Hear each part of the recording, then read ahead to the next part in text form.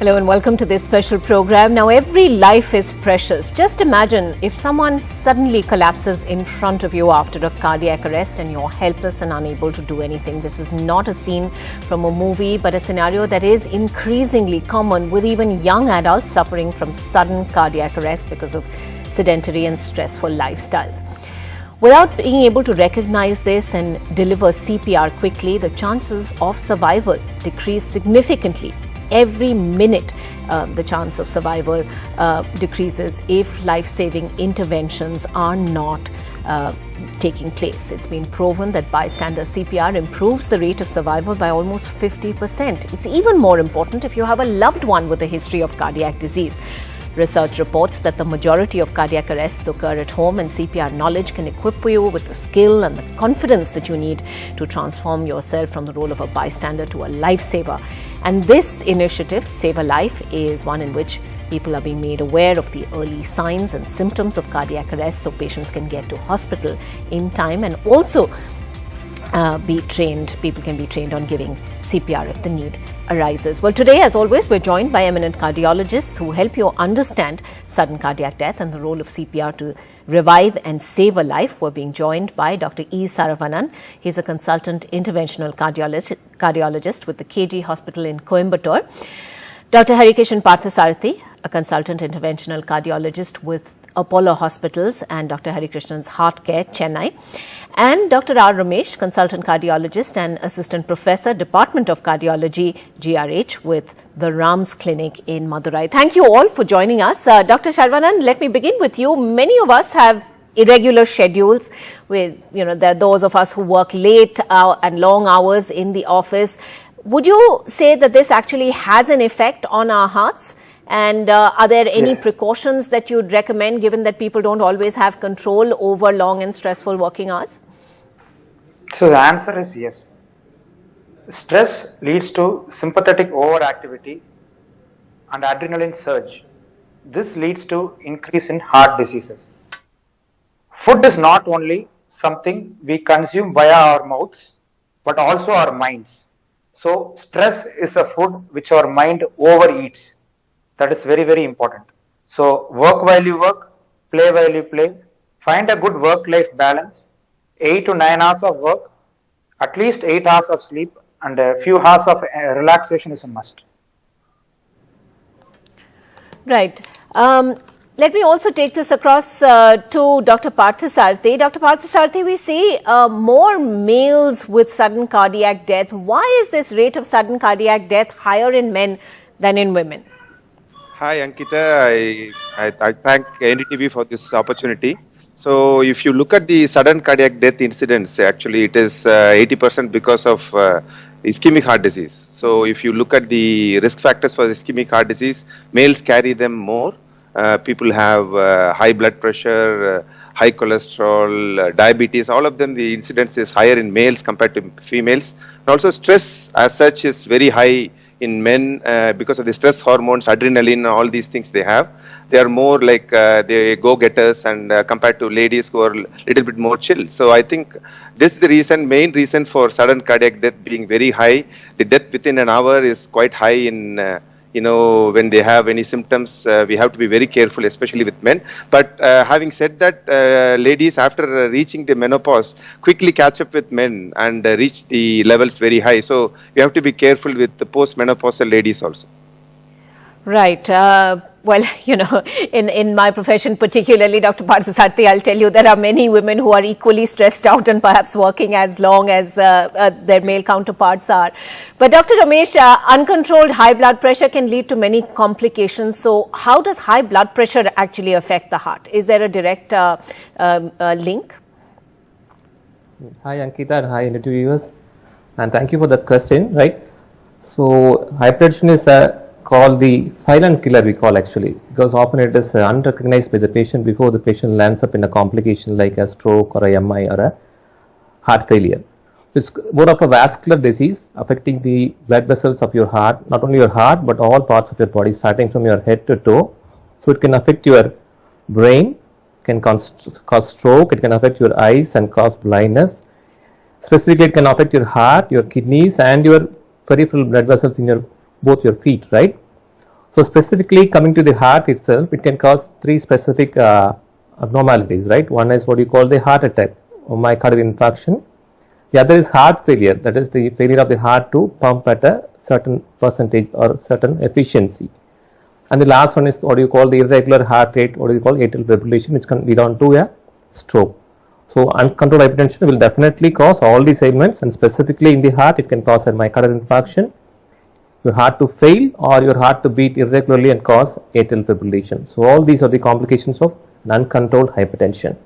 Right. Dr. Saravanan, a high blood cholesterol level is believed to increase the risk of coronary artery disease, but can you also have can you have heart attacks if you have low cholesterol levels? Yes, the short answer is yes. Studies done in India show that around 50% of heart attack patients have a normal cholesterol levels. So even though our blood cholesterol, our venous blood cholesterol may be normal, cholesterol can still build up in our coronary arteries. That is the arterial cholesterol. Cholesterol can still build up in the coronary arteries and form plaques, what we call cholesterol plaques. When these plaques rupture or erode, this leads to around 80 to 90% of our heart attacks. So plaque rupture, plaque erosion and rupture of a calcified nodule, all these lead to a heart attack. So it is very imperative we control the other risk factors like diabetes, smoking, abdominal obesity, hypertension, etc. Yeah, okay. All right. Thanks very much indeed for that response. Dr. Parthasarathy, there's a lot of misinformation about self-care that can be done during a heart attack. Can a person really help himself or herself during a heart attack? And if so, exactly how should they go about doing this? See, often what we do is like there is a scenario where a person develops a chest pain, and it could be us or it could be one of the colleagues we have nearby. So what we should do probably is first of all call for help, actually ask the help by an ambulance. That's the first thing to do. And if you're alone, I think what best thing to do is go for take an aspirin if you have one. I would advise actually keep an aspirin spare if you already have a history of heart disease. So take a 300 mg of aspirin. Chewable would be better. And also, if you have statin, you can take a statin, atorvastatin 80 or rosuvastatin 40. And nitroglycerin, that is either it could be administered under the tongue or you could take it as a tablet. That could also be taken. It comes in different formats, isodil or isosorbate, dinitrate, all these things can come. And the next thing you could do is like sit in a quiet environment, make sure you are actually well aerated, make sure the door is unlocked, so in case of any help would be able to reach you, and call a friend or a family member to be around with you. Make sure you don't panic, stay calm. And if you are a bystander, if you find a person who is nearby, then make sure they are comfortable, and make sure you actually, if they don't do well and if you are seeing them not able to breathe, or you can start with CPR also. So the earlier you respond to with blood thinners like aspirin, and also earlier you give a statin as a high dose, all these things seem to modify the fact that the heart attack could get less intense during the course of the period it carries on, and also it can lead on to better outcomes. Right. Dr. Ramesh, many people get confused about heart attack, cardiac arrest, heart failure. Can you just explain clearly for us the differences between the three? Certainly, yes. So there is definitely confusion not only among the lay public, even among the educated people, and even among doctors about the difference between heart attack, a cardiac arrest and a heart failure. So all three are different entities pertaining to your heart. So we'll start with cardiac arrest. Cardiac arrest, what is it? Your heart comes to a standstill, right? So your heart suddenly stops. It may be due to any cause, right? Due to a heart attack, a heart failure, even a road traffic accident causing a huge blood loss. All these events lead on to what you call as the cardiac arrest, the heart stops. So that is where what's told about the CPR. That is where the CPR plays a pivotal role to revive those failing heart or patient going to standstill. So the other thing is heart attack. Heart attack is the common term, what we call medically as myocardial infarction. That is your coronary arteries, the blood vessels supplying your heart is blocked. That can lead on to a heart attack. Again, that can lead on to a cardiac arrest. the last thing is your heart failure. Again, heart failure is another condition where your heart fails to pump at a certain efficiency, what we normally call as 60%, we call as normal efficiency. When that efficiency comes down to say 30% or so, the heart fails to pump. So the patient gets symptoms like a shortness of breath, palpitations. So that is a heart failure. That is a very chronic condition. It is actually treatable. When you treat the underlying cause like hypertension, diabetes or a valvular heart disease, when you treat them, this heart failure reverses actually. It is reversible and completely treatable. So heart failure is a chronic condition. Cardiac arrest is the heart suddenly coming to a halt due to any of the above reasons. And finally, heart attack is nothing but what you call as myocardial infarction in technical terms. That is how you differentiate. All right. Thank you so much. That was very clear indeed. Dr. Saravanan, what are the current guidelines though for cardiopulmonary resuscitation or CPR in India, and what are the correct steps to carry this out? So the earlier guidelines were ABC, airway, breathing and circulation. Now it has changed to CAB, circulation, airway and breathing, emphasizing the importance of maintaining blood flow to the brain. The brain is the most important organ in CPR. So the aim is push hard, push fast. So the depth should be at least 5 centimeters and the rate of compression should be 100 to 120 times per minute. So we have to allow enough time for the chest to recoil. The rate of the elbow should be fully extended. The elbow should not be flexed while giving a CPR. The elbow should be fully extended. The patient should be on a flat surface.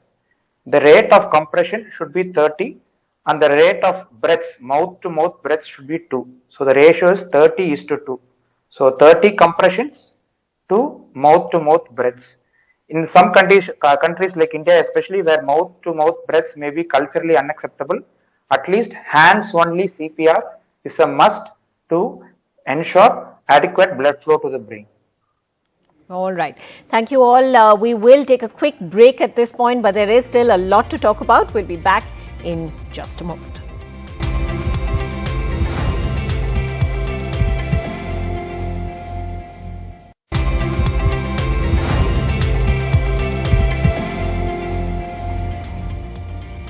Welcome back to Health and Wellness, Save a Life, an initiative through which people are being made aware of the early signs and symptoms of cardiac arrest so patients can get to hospitals in time and bystanders can be trained on giving CPR if the need arises, where we've been talking to eminent cardiologists.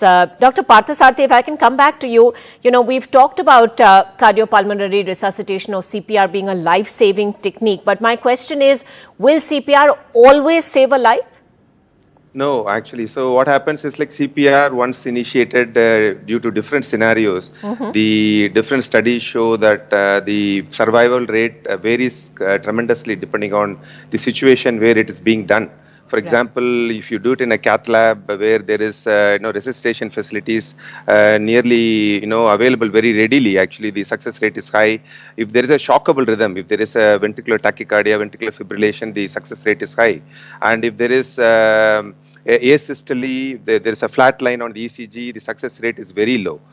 So the survival rate varies anywhere between 20% to about 70% depending on the different scenarios.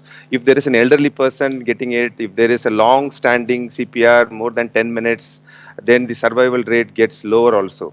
So this fact underlines the importance of actually getting the CPR done very early by a trained team, like how it should be done. That's the whole point of doing this the talk today.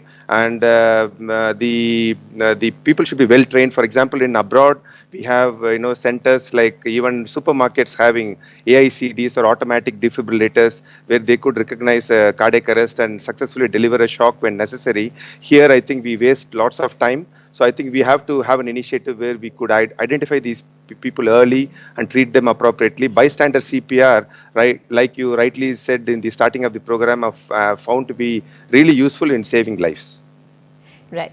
Dr. Ramesh, if I can come to you, how does an automatic external defibrillator or an AED help a person who is in cardiac arrest? Right. So as I was alluding to in the earlier discussion, so AED is nothing but an automatic external defibrillator. This is part of a CPR armamentarium, right? Right. To put it simply, most of us would see a defibrillator seen the movie, James Bond movie Casino Royale, right? In that the Bond actually is poisoned in the casino. He comes out, gets into his car and puts two electrodes or two wires into his chest and then presses the button, right? So again he revives. So that is actually the what we call an AED. That is a fully automated external defibrillator. This is exactly used to revive the cardiac arrest patients. So cardiac heart comes to a stop either due to a ventricular tachycardia or a asystole. So as a sir said, it is very useful in ventricular tachycardia. So the defibrillator analyzes the rhythm, what is the patient undergoing. If it is a VT, what you call ventricular tachycardia, it delivers the shock actually, and the heart again comes back to it is a normal rhythm, and the patient is revived. So again he has to be taken to another hospital for further evaluation and further treatment. So that is the AED.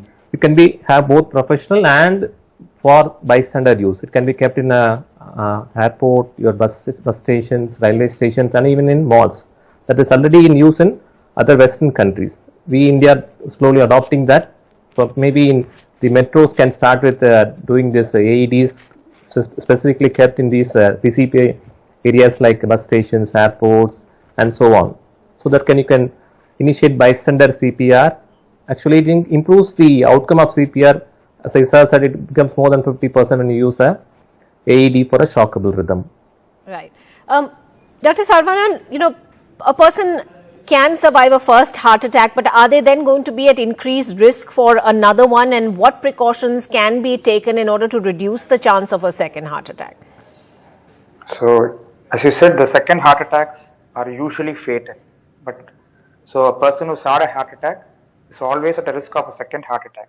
The single most important thing they can do is stop smoking. It's a single most important risk factor, which is modifiable. So they should stop smoking. They should manage their stress, adopt an active, healthy lifestyle, keep their sugars, cholesterol, and blood pressure under control. And more importantly, they should keep a loading dose. Like sir always said, keep a loading dose which has an aspirin 300 milligram, clopidogrel 300 milligram, and an atorvastatin 80 milligram with them wherever they travel, so that during the times of chest pain they can chew and take these tablets. That is one. And more importantly, we should tell them, at least here in KG hospital, we tell at least their bystanders, one of them, their relatives, to get trained in basic BLS. Right. Dr. Parthasarathy, is it true that consuming high levels of sodium and low levels of potassium may raise your chances of getting cardiovascular disease? So, little controversial. I think the evidence is little mixed now, but I used to work in hypertension research unit in the UK, and the European guidelines are quite strict, and Indian guidelines follow that. So we have to have less of sodium, less than 6 grams per day. It's for a healthy living, especially for reducing blood pressure. And for example, if the low salt reduces blood pressure and reduces the stiffness of the arteries, and hence reduces the left ventricular hypertrophy or thickness of the heart muscle, and also improves the way the arteries relax and less strain on the heart. So all these things put together, and also lessen the chances of developing a heart failure, because salt retains water and the heart has to pump harder against it. So that's one thing, that's one side. But if you take it too low, for example, if sodium is too low, then it can lead on to adverse effects, because tachycardia will ensure, and that will lead on to high sympathetic overdrive. So there is a little bit of mixed evidence, but I think we should balance it on a person-to-person basis. If you lose lot of salt in way of sweating and things, it might be prudent just to take a little bit that day. But overall, I think we should have a low salt in our diet, which is very useful. Potassium, again, there is a little bit of controversy, but potassium is known to be a good vasodilator. So, and also it could actually help in the way the heart's, in fact, it helps in a way the heart's rhythm is there.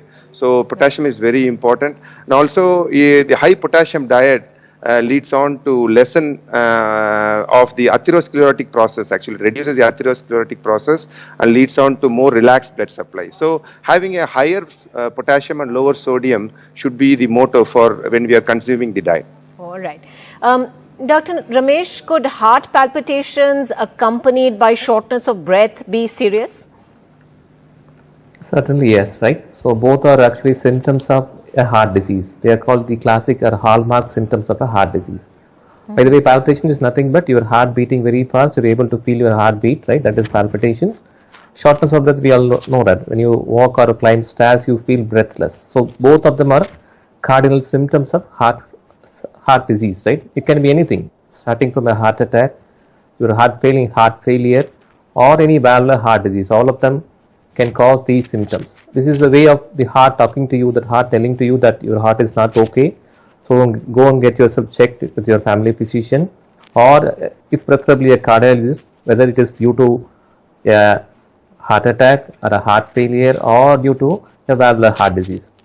Even palpitations can be even during your exams. That is entirely different. That is very normal, right? But these palpitations in elderly patients, say 40 years, above 40 years, sudden onset, or it is coming very slowly, even it is slowly, you should get yourself checked with your family physician. If he refers to a cardiologist, go to them, get your heart thoroughly evaluated, check whether you have any of these conditions, hypertension, heart failure, myocardial infarction, or whatever it is.